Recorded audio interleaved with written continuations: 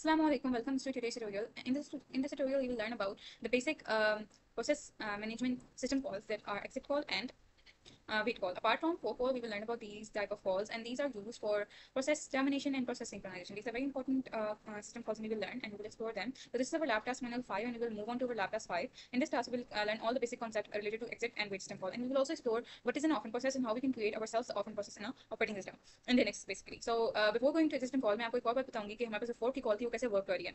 So यहाँ पे मैं जाती हूँ. I will split the screen इस side पे. Okay. ओके सो होता क्या है हमारे पास जो फोर्क की कॉल होती है वो दो प्रोसेस क्रिएट करती है. एक होता है पेरेंट प्रोसेस, एक होता है चाइल्ड प्रोसेस. ठीक है. और सबसे पहले जो हमारे पास तो दोनों दोनों प्रोसेस कंकरेंटली रन करते हैं, लेकिन जो एग्जीक्यूशन टाइम है वो दोनों का डिफरेंट हो सकता है. क्या पता पेरेंट प्रोसेस जल्दी एग्जीक्यूट होकर पहले निकल जाए. अगर तो पहले टर्मिनेट हो गया तो चाइल्ड अकेला बचेगा, चाइल्ड का कोई पेरेंट नहीं रहेगा.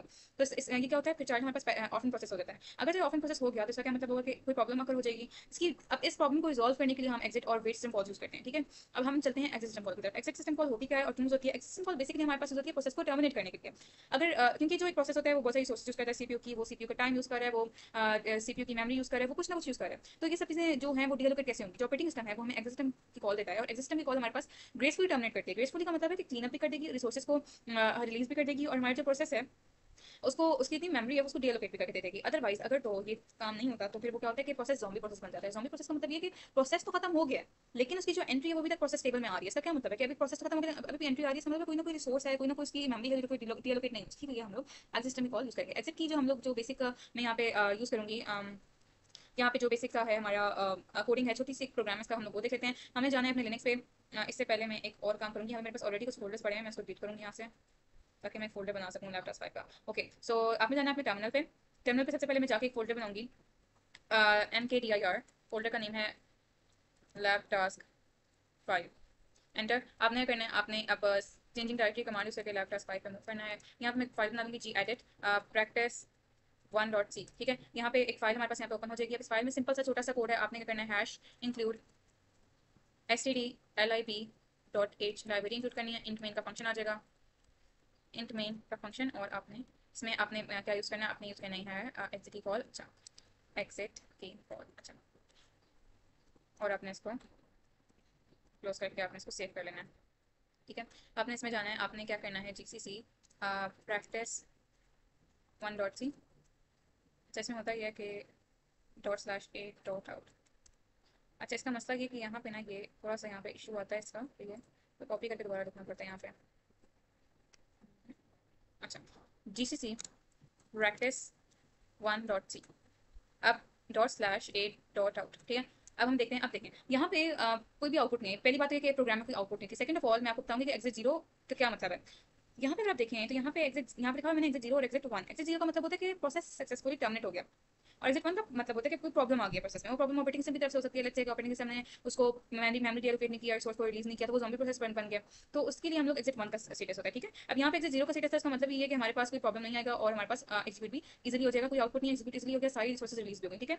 अब जो हमारे पास नेक्स्ट कॉल है वो बड़ी सिंपल सी कॉल है जो कि है वेटी कॉल. वेटी कॉल हमारे पास क्या करती है, जो वेट सिस्टम कॉल है वो बेसिकली यूज होती है तब जब हम ये देखते हैं कि अगर तो पेरेंट प्रोसेस पहले टर्मिनेट हो गया चाइल्ड से, और चाइल्ड बेचारा जो है वो ऑर्फन बन गया, अब उसका कोई पेरेंट तो नहीं रहा, तो उसको उस चीज़ से रोकने के लिए हम यूज करते हैं वेटी कॉल. वेटी कॉल क्या करती है, वो पेरेंट प्रोसेस को, अगर आप यहाँ पे देखें, पेरेंट को पॉज पे कर देती है. पेरेंट वेट करेगा, वो वेट करेगा जब तक चाइल्ड एग्जीक्यूट नहीं हो जाता तब तक पेरेंट नहीं टर्मिनेट होगा. ठीक है. तो वेटी कॉल हमें ये प्रोवाइड करती है. अच्छा सेकंड कॉल, वेटी कॉल कुछ आर्गुमेंट लेती है. वो आर्गुमेंट स्टेटस हो सकता है जो कि प्रोसेस का स्टेटस होगा. अगर तो आपको स्टेटस नहीं पता प्रोसेस का तो आप नल वैल्यू उसको पास कर सकते हैं. ठीक है. अब इसका एक छोटा सा प्रोग्राम है, हम उसको देख लेंगे. यहाँ पे मैं इस प्रोग्राम को यहाँ पे कॉपी करूंगी बिकॉज बहुत लंबा प्रोग्राम है and the video becomes so long and it's kind of like a bit of problem. अच्छा आपने यहाँ पे क्या करना है, आपने यहाँ पे वापस आना है. अब हम लोग एक और फाइल बना लेंगे. ठीक है. यहाँ पे एक और फाइल बनाएंगे, जी एडिट प्रैक्टिस 2.c. ठीक है. आपने इसको एंटर किया, आपके पास एक फाइल खुलेगी तो सही, मतलब फाइल को जी एडिट प्रैक्टिस 2.c.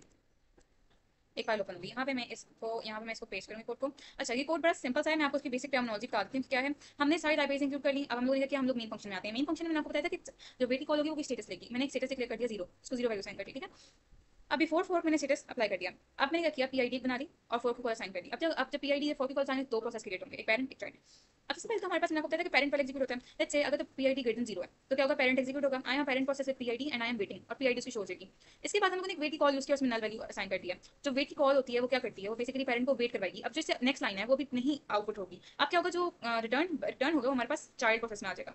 अब वो क्या करेगा, वो देखेगा पीआईडी 0 हो जाएगी। अब जब पीआईडी 0 होगी तो आई एम चाइल्ड प्रोसेस दिखाएगा और आई एम नॉट वेटिंग उसकी पीआईडी लिखाएगी। जब ये एग्जीक्यूट हो गया तो वापस कर्सर जाएगा प्रिंट एफ, जो नेक्स्ट स्टेटमेंट है वेट से नेक्स्ट। अब ये हमारे पास यहाँ पे प्रिंट होकर आ चुकी। जो आखिरी हमारे पास साइन हो गया कि पीआईडी अगर तो लेसर देन 0 है, that means that is -1, then it means कि हमारे पास एरर होगी फॉर कॉल में, जो हम लोग पहले भी देख चुके हैं।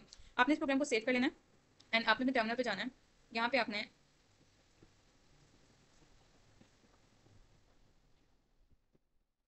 कॉपी कर लेना है। तो यहाँ पे मसला ये है कि मेरा जो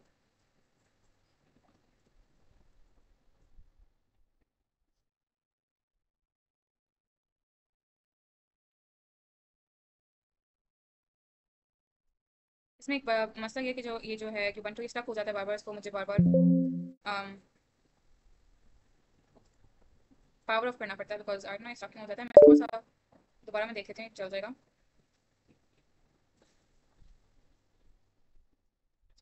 इसको मैं दोबारा ओपन कर लेती हूँ।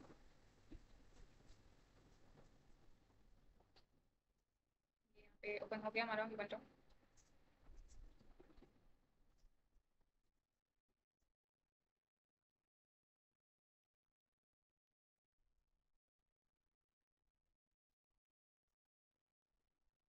यहाँ पे अब जो प्रोग्राम था हमारा, अगर आप यहाँ पे इसकी आउटपुट देखिए, सिंपल सी आउटपुट है इसकी। इसकी सिंपल सी आउटपुट आएगी हमारे पास। बेसिकली क्या होता है कि यहाँ पे मैं आपको बताया था बिफोर फोर्क लिखा है, आई एम पेरेंट प्रोसेस पीआईडी और आई एम वेटिंग। अब मैंने आपको कहा था कि हम लोग जब वेट की कॉल यूज करते हैं तो क्या होता है, चाइल्ड प्रोसेस की पीआईडी आएगी और वो कहेगा आई एम नॉट वेटिंग, और फिर रिटर्न वापस आएगा पेरेंट प्रोसेस की तरफ, जिसकी वेट के बाद जितनी भी एग्जीक्यूशन लाइन थी उतनी भी होंगी, सारी एग्जीक्यूट हो जाएंगी। आई am parent process and child PID 3740 exerted. ठीक है, अब यहाँ पे मैं आपको यहाँ पे दिखा देती हूँ। सबसे पहले तो मुझे अपने फोल्डर में जाना पड़ेगा, बिकॉज फोल्डर अनफॉर्चुनेटली बंद हो गया होगा। अच्छा,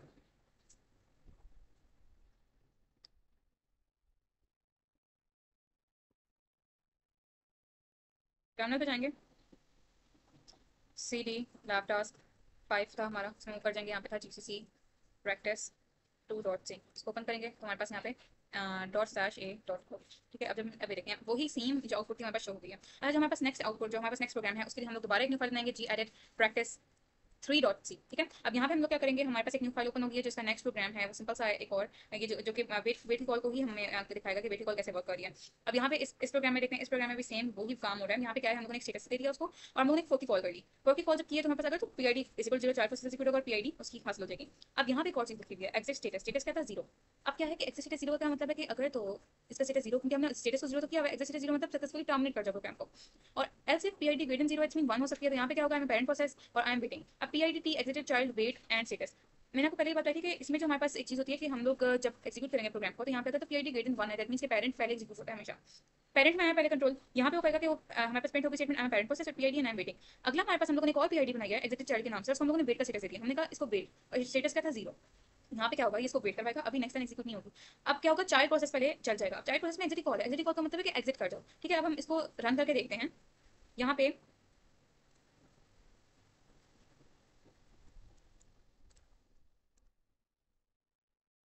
मैं इस टर्मिनल को बंद करके दोबारा करूँ, बिकॉज इस टर्मिनल में ना वो जीसीसी वो सारा सिस्टम बहुत चल जाता है ये वाला। अब मैं दोबारा मूव ऑन कर देती हूँ, सी डी लैब टास्क 5 इसमें मूव करते हैं और इसके अंदर हम लोगों ने जीसीसी हम लोगों ने करना है प्रैक्टिस प्रैक्टिस। मैंने स्पेलिंग देखें प्रैक्टिस 3.c। अब यहाँ पे क्या होगा, यहाँ पे अब हम लिखेंगे a slash dot slash a dot out. ठीक है, अब फिर लिखेंगे हमारे पास क्या है, पेरेंट प्रोसेस की पीआईडी आ गई और हमें child process and I am not waiting. और फिर क्या है, हमें parent process and the child with PID 2572 is exerted. अब आप जब जाएंगे अपने प्रोग्राम पे, मैं प्रोग्राम खोलते हैं यहाँ पे लैपटॉप 5 में प्रैक्टिस सी क्लास। अगर आप इसको देखें तो यहाँ पे क्या है, पेरेंट पर पीआईडी एग्जिटेड। यहाँ पे स्टेटस एग्जिट स्टेटस हुआ मतलब कि चाइल्ड में से जो एक स्टेटमेंट चाइल्ड में से निकल गया कंट्रोल, अब वो वापस आएगा पेरेंट की तरफ और फिर प्रिंट हो जाएगी। तो वेट सिस्टम कॉल हम कैसे यूज करते हैं वो यहाँ पे हमने देख लिया। जो नेक्स्ट चीज़ है ऑर्फन प्रोसेस। ऑर्फन प्रोसेस जो है वो क्या है और वो कैसे वर्क करता है, वो बहुत सिंपल चीज़ है। ऑर्फन प्रोसेस क्या होता है कि हम लोग एक चाइल्ड प्रोसेस है, उसका पेरेंट टर्मिनेट हो गया तो किसी चाइल्ड बचेगा, वो ऑर्फन होगा। ऑर्फन प्रोसेस हम कैसे बना सकते हैं? ठीक सिंपल सी हमारे पास एक प्रोग्राम है, हम कैसे कर सकते हैं कि हम लोग इसका एक तो ये है कि हम लोग क्या करेंगे कि चाइल्ड प्रोसेस का जहाँ पे हम लोगों ने स्टेटमेंट लगाई होगी उसके अंदर हम लोग स्लीप करवा देंगे चाइल्ड को। अगर चाइल्ड स्लीप हो गया तो क्या मतलब है कि पेरेंट पहले हो जाएगा एग्जीक्यूट और टर्मिनेट भी हो जाएगा, चाइल्ड तो चलेगा ही नहीं। जब पेरेंट निकल गया तो फिर चाइल्ड क्या बचेगा? चाइल्ड तो ऑर्फन बन जाएगा। तो one of the method is this. हम मैं यहाँ पे एक और बना दूंगी जी एडिट प्रैक्टिस 4.c। ठीक है, अब इसको आप जैसे एंटर करेंगे तो आपके पास एक न्यू खुल गई है। यहाँ पे आपने एक सिंपल सा प्रोग्राम है, आपने इसको यहाँ पे रन कर देना है। इस प्रोग्राम की डेमोन्स्ट्रेशन में आपको बताती हूँ क्या इसमें क्या होगा सारा काम। ओके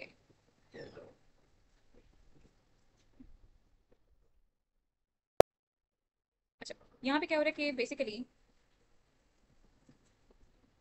अगर आप इस प्रोग्राम में देखें, यहाँ पे हमारे पास ऑल द इंपॉर्टेंट लाइब्रेरीज हैं वो दूर हो गई हैं। फिर हम लोगों ने कोर्ट सिस्टम की कॉल अप्लाई की है। अभी तो F P I D is equal to zero है तो हमारे पास चाइल्ड प्रोसेस एग्जीक्यूट होगा। यहाँ पे स्लीपी कॉल है। स्लीपी कॉल क्या करेगी? हम लोगों ने 5 सेकंड का स्लीप लगाया, मतलब कि 5 सेकंड के लिए चाइल्ड का जो हमारे पास इफ की स्टेटमेंट होगी जितना भी इसके अंदर लिखा हुआ है वो सारा स्लीप हो जाएगा, मतलब कि ये वाला नहीं चलेगा यहाँ पे। अगर तो P I D greater than zero है दैट मीन्स के पेरेंट प्रोसेस काम करेगा। वैसे पेरेंट प्रोसेस पहले ही चलता है, ठीक है। तो यहाँ पे क्या होगा, हमें पेरेंट प्रोसेस उसकी पी आई डी हमें मिल जाएगी और फिर नीचे लिखा हुआ है कि हम लोगों ने कॉर्पोरेट स्टेटमेंट डाली है, उसके अंदर है माई चाइल्ड की आई डी और पी आई डी उसकी हम लोगों ने उसको शो करवा दिया। एल्स अगर तो P I D less than zero है दैट मीन नेगेटिव वन है तो फिर एरर एंड फॉल्ट है।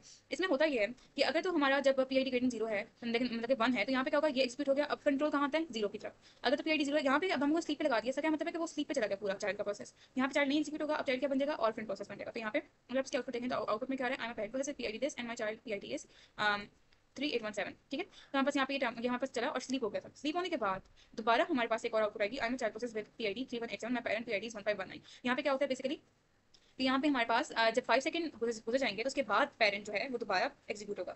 5 सेकंड स्लीप के लिए और फिर दोबारा चाइल्ड एग्जीक्यूट होगा, फिर चाइल्ड की हमारे पास यहाँ पे आउटपुट शो हो जाएगी। So that's it for today. I hope you understand the concept. अल्लाह हाफिज़।